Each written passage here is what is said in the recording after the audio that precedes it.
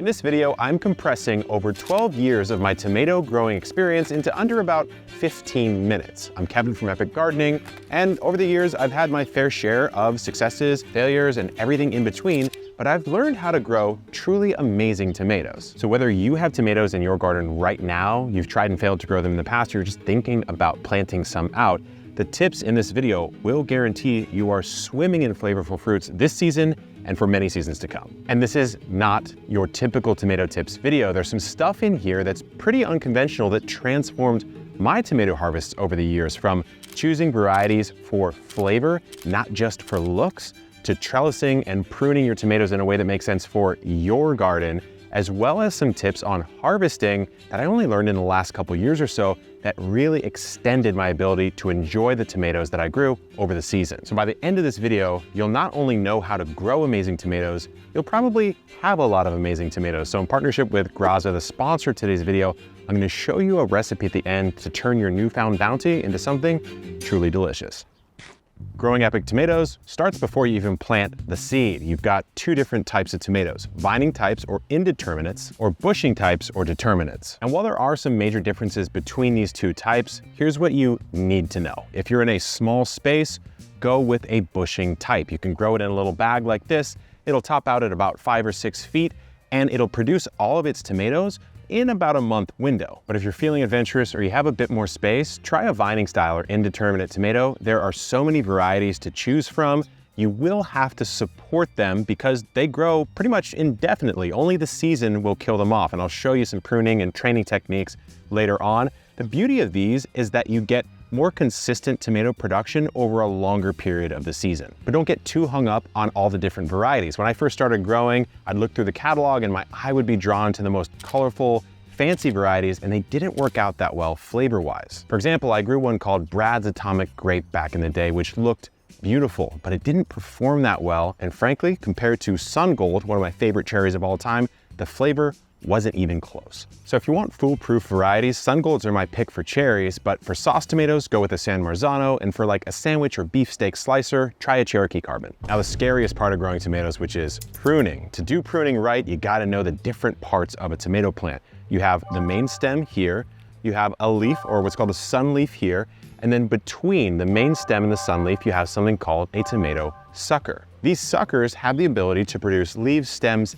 and fruit. So sometimes people advise to remove them. But before we even discuss the controversy around pruning suckers, just know that for a bushing style tomato or a determinate one, you basically don't have to prune it at all. Maybe remove a few lower leaves and then let that tomato grow. For indeterminate vining style tomatoes, you have a lot of different options. First, you can do what's called a single leader technique, where you just emphasize the main stem. What that means is you would come through and remove every single tomato sucker you see, making the plant focus on one main stem, growing straight up and producing some flower clusters along the way. Another technique you'll see is actually removing the leaf below the sucker and letting the sucker remain. Proponents of this technique say that it helps keep airflow in the plant so you prevent disease, but you also get more fruit because the leaves that are producing energy for the plant are still growing up above. But if you want to keep it simple, this is what I do. I take all the suckers off, use a single leader technique, and let that tomato grow up. But eventually it's going to get so tall you have to figure out how to support it. The simplest tomato trellis is no trellis at all, but taken from me, you do not want to go down that path. So here are my options from easy to complicated. First off, you got the simple bamboo stake. Cheap, easy, you can do it in ground, you can do it in a container, and it's great for a bushing style tomato because they don't need that much support. Just throw some twine on there and you're good to go. If you want to let that tomato grow a little bit more, get a little bushier, or it's nice and heavy and needs a little more support, go with a tomato cage, but go with one like this, a square cage instead of one of those conical flimsy cages that are really cheap and break at the slightest pressure. Now I have a little bit of a fancier method, and it works well if you're growing a lot of tomatoes in a row, but don't want to spend a ton of time trellising and training them. It's called the Florida weave, and all you need are some stakes. These are T-posts, maybe they're about 10 bucks, spaced 4 to 5 feet apart, and some twine. You're gonna plant your tomatoes about 12 to 18 inches apart, and then weave the twine back and forth, effectively sandwiching them in this layer, and then that's it. You can just let these tomatoes go and they look amazing. If you already have an existing structure like this, you can make life even easier by just grabbing some jute netting, cutting it to size and hanging it down, and then you just weave your tomato vines through. This creates a nice bushy effect and it takes almost no time to do. But if you do want to get a little bit more intricate or particular about your spacing, for me, I do like to space my tomatoes kind of far apart because I want to avoid disease, which I'll talk about later on. You can just do what's called the top twine method, where you take twine, run it down, and use tomato clips to clip the vine all the way up. Effectively the same thing, but a little bit more controlled. I've got a ton more killer tips for you, but I also told you I was gonna make a killer tomato recipe. So I'm gonna grab a few sun golds, which brings me to the sponsor of today's video. This video is sponsored by Grazza, which is a top-notch olive oil at an affordable everyday price that both Jacques and myself have been using for over a year now. The olives come from one place in Spain where over half of the world's olive oil is produced. But to me, the coolest part is it comes in a squeeze bottle for ridiculously easy sizzling, drizzling, and everything in between, and it can handle the heat. The sizzle oil has a smoke point of 411 degrees Fahrenheit in case you're grilling, which I do all the time with my garden produce. And as a sustainably minded gardener, I love that if you run out of olive oil, you don't have to buy and waste a new plastic bottle.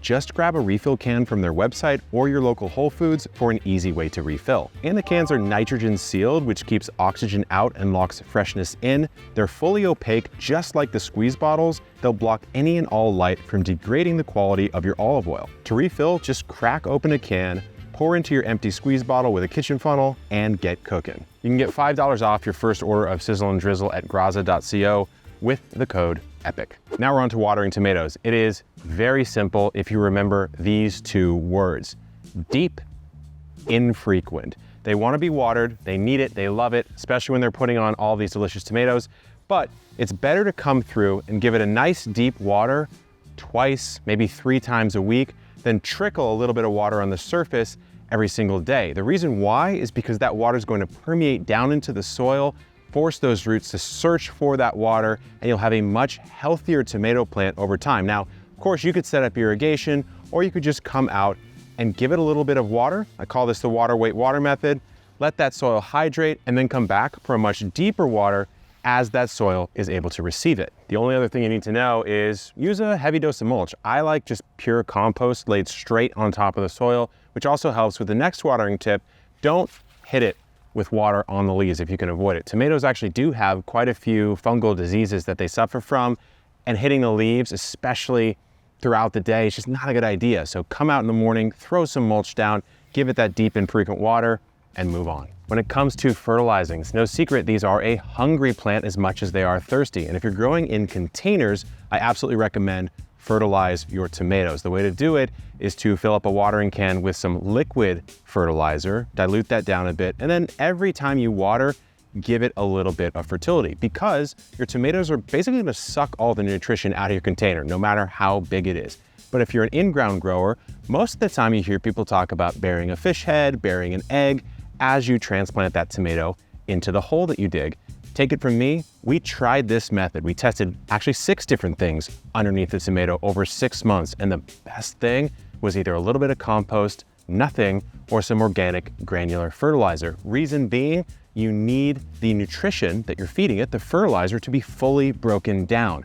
If you throw a fish head or something in there, it takes time to break down, which slows down the growth of your tomato. Other things that are guaranteed to slow your tomato roll are all the pests, the diseases, and the problems that you're pretty likely to run into when you grow tomatoes, as long as I have. So here's a rapid fire of the most common problems and how to solve them. For those huge tomato hornworms, try companion planting to attract parasitic wasps, which are their natural predator. If you see aphids on your tomatoes, use a spray nozzle and blast them off in the middle of the day. If your tomatoes are getting close to harvest and they start to crack and split, it's because the skin has effectively stopped growing, but the water pressure inside is forcing them to break, so dial back your watering. If you see a little zipper pattern on your tomato, that's a bit of a pollination problem, but don't worry, it doesn't mess with your tomato's flavor. If you see deep holes poked into your tomatoes all over the place, that's probably from a bird, and they're mostly going for the water, so maybe try leaving some water out for them in another area. Tomatoes can experience sunburn, and if you're seeing that, you might be pruning your tomatoes too much, or you may need to give them a bit of shade. If you see a black spot at the bottom of your tomato, that's called blossom end rot. Most people think it's because of a calcium deficiency, and that's true, but that calcium deficiency is caused by watering inconsistency. So make sure you have your watering on lock. Then you have the dreaded mildews and blights. The best way to prevent these is to space your tomatoes out further than you'd think, give them a lot of airflow, and make sure you prune them appropriately. If you've dodged all those problems, congratulations, my friend, you have some juicy tomatoes, but the journey doesn't end there. You need to figure out when's the right time to harvest them, how to store them. So this is something I learned a couple years ago. You don't have to harvest a vine-ripe tomato. In fact, when a tomato is about 50% ripe by color, so take a look at this guy. This is pretty green. I would say it's mostly a full green tomato. This is on its way towards being about halfway ripe. And then this guy right here, to me, looks about 50% ripe. I can harvest right now. You're probably thinking that's crazy, but it's at what's called the breaker stage. Most of the flavor is developed, and if I let this vine ripen with maybe a bird or a pest or a disease problem, I might have this rot out or get eaten, and the flavor's perfectly fine like this. So you can come out and harvest at the halfway point, and you'll still get all the flavor without losing any of your tomatoes. And if you want your toms to last even longer, don't store them like this. Flip them over and put what are called the shoulders on the surface where you're storing them, because it distributes the weight a little bit better, and tomatoes ripen from the bottom up. So they'll get soft here first. So this is a great way to extend the life by a couple days. It's finally time to show you that recipe I was promising you. I collected some of my favorite cherry tomatoes, but I need a couple more things from around the garden, starting with basil, a little thyme, and a touch of rosemary. First, we're cutting all our cherry tomatoes in half. We'll smash up some homegrown garlic. We'll strip and chop our herbs. We'll do a half teaspoon of salt, quarter teaspoon of pepper, splash of vinegar, a cup and a half of Grazza's Sizzle olive oil. We'll start with a cup and see how that goes. As long as the tomatoes are about halfway covered, we're good on the oil. The final touch is some homegrown, dried and ground paprika that I grew from last year. So mix it up in the oven for 25 minutes at 425. And here we have it, a delicious 30-minute homegrown tomato confit on some home-baked sourdough, if I don't say so myself. This is what you have to look forward to when you learn how to grow tomatoes the right way. For more tomato guides, check this video out right here. Thanks to Grazza for sponsoring the video. Now let's give this a taste.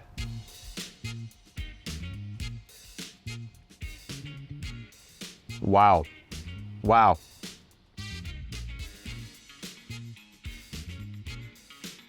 That's good. That's really good.